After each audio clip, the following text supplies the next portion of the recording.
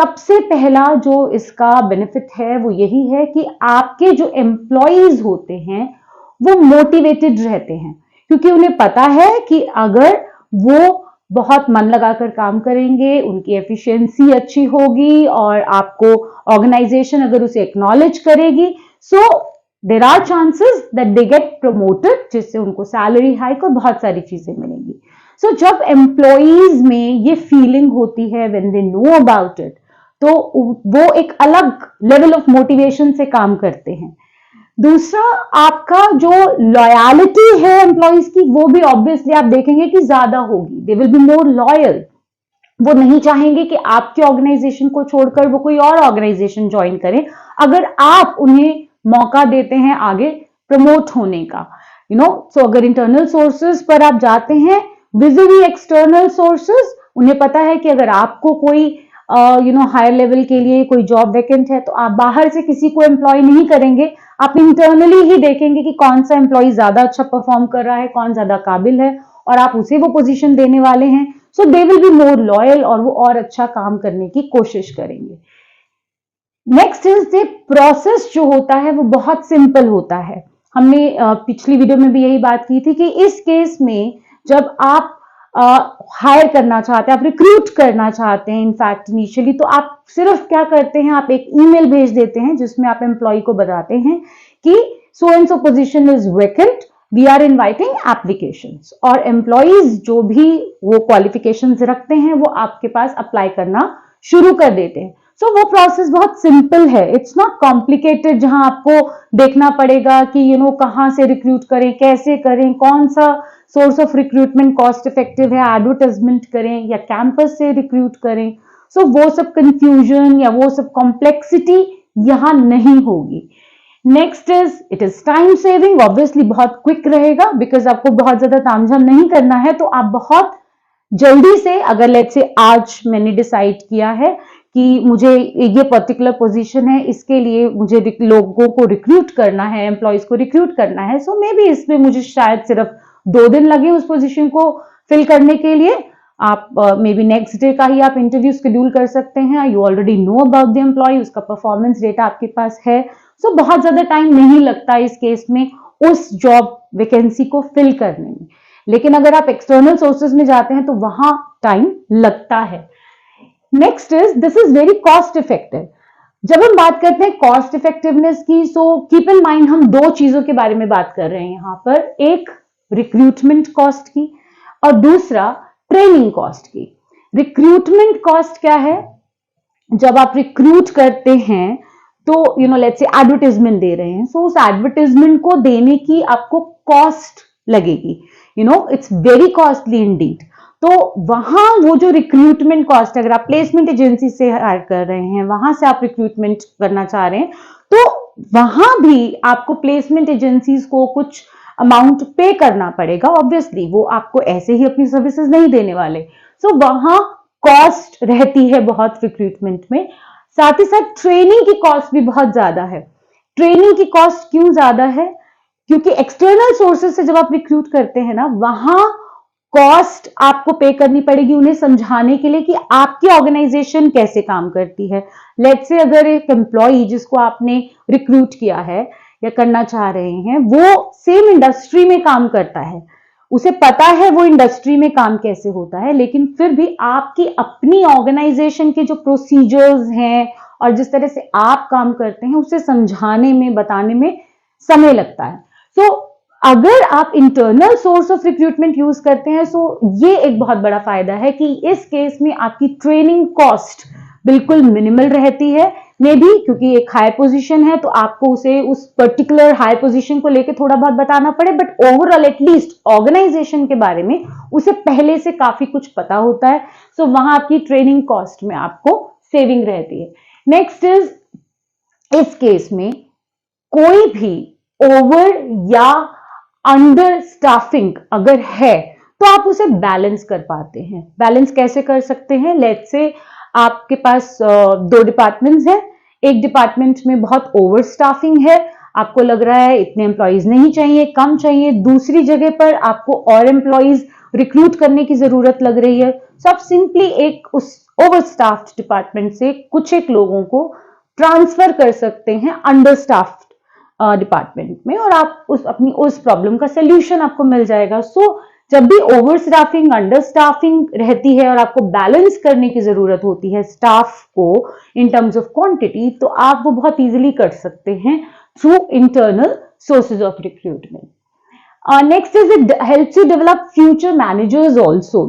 सी जब आप ट्रांसफर करते हैं, लेट्स से मैंने एक एम्प्लॉय जो है एक ऑर्गेनाइजेशन में काम कर रहा था, अब अगर हम उसे ट्रांसफर कर देते हैं किसी और डिपार्टमेंट में, वहां से थर्ड डिपार्टमेंट में, नाउ व्हाट विल हैपन, ये जो एम्प्लॉय है उसे तीनों डिपार्टमेंट्स के बारे में बहुत अच्छे से पता चल जाएगा।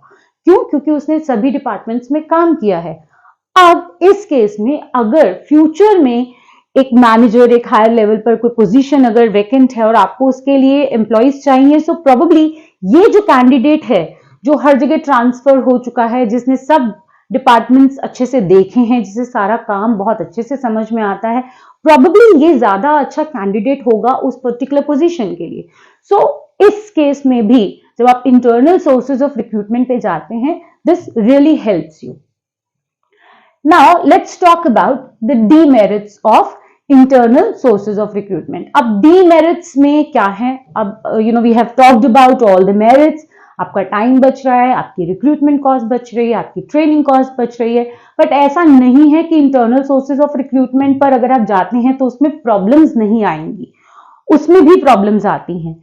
कैसे और किस तरह की प्रॉब्लम्स आती है? Let's see first of all, आप जब इंटरनल सोर्सेज ऑफ रिक्रूटमेंट करते हैं तो आपके पास फ्रेश टैलेंट नहीं आता, क्योंकि आप अपने उसी पूल, आपका जो टैलेंट पूल है वहीं तक रेस्ट्रिक्टेड रहते हैं।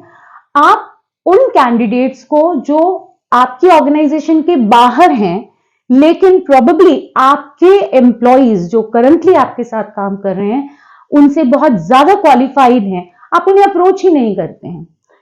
जिन्हें ज्यादा और नई चीजें पता है, जो बहुत ज्यादा क्वालिफाइड भी हैं और ज्यादा अच्छे कैंडिडेट्स हो सकते हैं एक पर्टिकुलर पोजीशन की, आप उन्हें रीच ही नहीं करते, अप्रोच ही नहीं करते। So that is one demerit. अगर आपने ये डिसाइड किया है कि मुझे इंटरनल सोर्सेज से ही रिक्रूट करना है, मैं एक्सटर्नल सोर्सेज से रिक्रूट नहीं करने वाली, तो ये एक प्रॉब्लम आएगी। Next is, this is practically speaking एक बहुत बड़ी प्रॉब्लम है एक ऑर्गेनाइजेशन के लिए, जब भी वो ये सोचती है कि मुझे इंटरनल सोर्सेज ऑफ रिक्रूटमेंट से जो है यूज करके एक पर्टिकुलर पोजीशन को फिल करना है। प्रॉब्लम कहां आती है कि जब भी आप लेट्स से प्रमोशन की हम बात करते हैं, आप अगर ये डिसाइड करें कि हम इंटरनली प्रमोट करके हाई लेवल पोजीशंस को फिल किया करेंगे, इस केस में आपके जो एम्प्लॉइज हैं, क्योंकि एक ऑर्गेनाइजेशन में सब तरीके के, सब एज ग्रुप्स के काम करते हैं, डिफरेंट एक्सपीरियंस लेवल्स हो सकते हैं उनके, तो बहुत एक क्लैश आता है, उनमें बहुत कॉन्फ्लिक्ट रहता है कि जब आप प्रमोशन करते हैं, प्रमोशन होना किस बेसिस पे चाहिए? क्या प्रमोशन मेरिट के बेसिस पे दिया जाना चाहिए या फिर प्रमोशन सीनियरिटी के बेसिस पर दिया जाना चाहिए? सी ऑब्वियसली जिन लोगों के पास एक्सपीरियंस है वो तो यही कहेंगे कि आप सीनियरिटी के बेसिस पर दीजिए, जो आपके साथ बहुत टाइम से ऑर्गेनाइजेशन में काम कर रहे हैं वो तो यही प्रेफर करेंगे। लेकिन अगर आप बात करें उन एम्प्लॉइज की, जो यंगस्टर्स हैं, जो बिल्कुल अभी जिन्होंने अपना करियर स्टार्ट किया है, दे वुड वांट कि मेरिट को प्रेफरेंस दिया जाए। वो ऐसा ऑब्वियसली चाहेंगे because they are not seniors. अब अगर वो मेरिट के प्रेफरेंस उसे नहीं देंगे तो फिर उनका तो आगे बढ़ने का कोई चांस ही नहीं है। सो हमेशा ये एक कॉन्फ्लिक्ट रहता है ऑर्गेनाइजेशंस के लिए जब भी वो ये डिसाइड करती है कि हमें इंटरनल सोर्सेज से रिक्रूट करना है। सो कॉन्फ्लिक्ट क्या है कि बेस या क्राइटेरिया क्या होगा उस प्रमोशन को देने का। सो ये एक प्रॉब्लम है। नेक्स्ट इज, इस केस में बहुत बार एम्प्लॉइज ये कंप्लेन करते हैं कि बहुत फेवरेटिज्म का इस्तेमाल किया गया है या बहुत बायसनेस रही है प्रमोशन देने में या ट्रांसफर करने में। सो मे बी अगर एक लोकेशन है जहां पर किसी को ट्रांसफर किया जाना था और आप में से जो एम्प्लॉइज हैं कोई भी नहीं चाहता था कि उसे वहां ट्रांसफर किया जाए।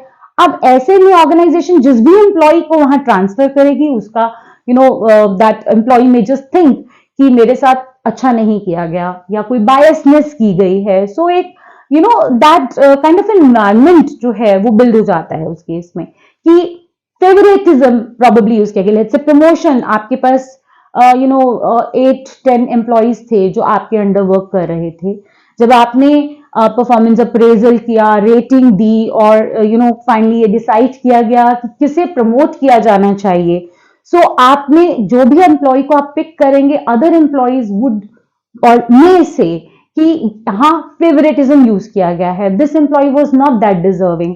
तो ये जो इश्यूज हैं ये आते हैं जब हम इंटरनल सोर्सेज ऑफ रिक्रूटमेंट की बात करते हैं।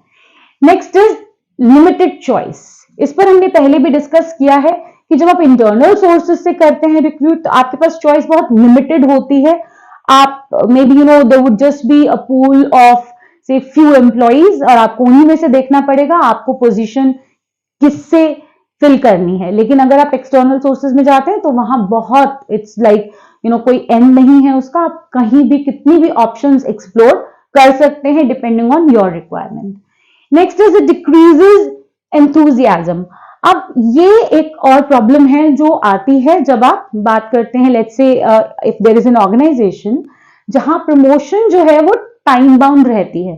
सो अगर लेट्स से सबको पता है कि इतना टेन्योर कंप्लीट करने के बाद एम्प्लॉय जो है वो प्रमोट हो ही जाएगा, अगर इस तरह से उसे पता है ये चीज, सो वहां ऐसे एम्प्लॉयज जो हैं उनका एंथुजियाज्म लेवल बहुत लो होता है क्योंकि उन्हें पता है प्रमोशन तो मिल ही जाएगी।